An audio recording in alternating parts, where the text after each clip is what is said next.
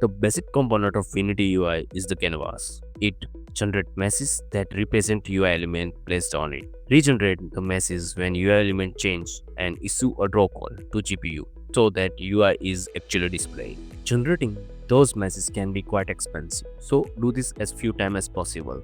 We only wanted to do it when something changed. The problem is some change means when one or more things on your canvas are updated or changed. Many people build their entire game's UI on one single with thousand elements.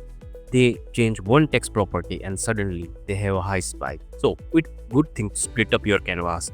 Each canvas is an island that isolates its element from those of the other canvas. Take advantage of Unity's ability to support multiple canvas by slicing up your canvas to solve the batching problem with Unity UI. In simple words, everything under a canvas gets repainted when any element on the canvas is changed. Suppose you have a bunch of static UI on a canvas and a health bar that tracks the player health. When the player's health changes, Unity repaints the health bar and all other static UI that did not even change. This can cause frame rate drops once you start having a ton of UI. So, there is a benefit in grouping your canvas by static versus dynamic element.